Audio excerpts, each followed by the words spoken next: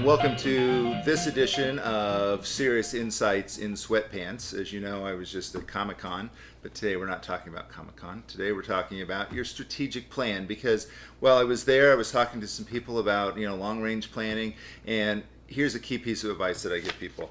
When you have a strategic plan, you should not have a date on it. So let's just fix this one real quick. We're going to take that, we're going to fold it in half, which gives us a nice good crease, and then we're going to take the date off our strategic plan. So why do we do that? Most people think that a strategic plan should be 5 years out. We can't forecast 5 years out anymore. We really never could. We were pretending, which is one of the reasons that strategic plans sat on a desk all the time. So with your strategic plan, what you want to do is ask yourself a question. Did the decision that we just make align with the plan?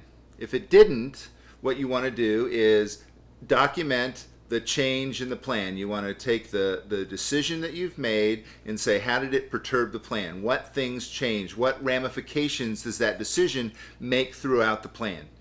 If you're doing strategic planning using scenarios as well, you want to look at, did any of the scenario uncertainties come true, which would have made a change in your strategic decision-making framework?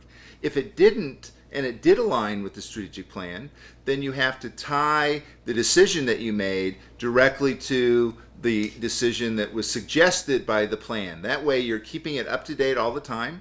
Every time something changes, you're actually going back and rewriting the plan, so the plan never goes out of date.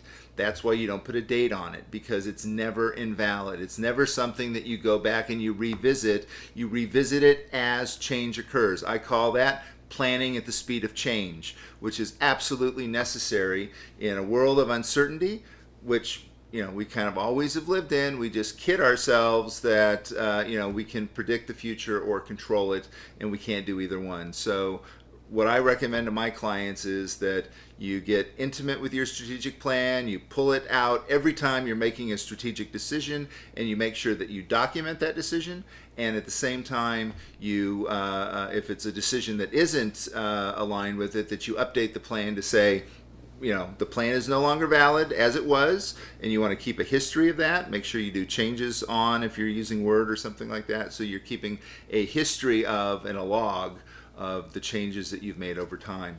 So that's my advice for today. Take your date off your strategic plan and integrate your change management process with the planning document. That way your strategic plan will never be out of date, and I will never receive a call from anybody saying, Dan, come and help us. Our strategic plan's about to expire, because your plan will never expire.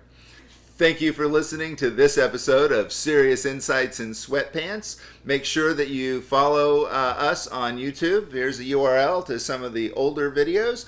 And make sure that when you find a video that you like, that you actually like it on YouTube.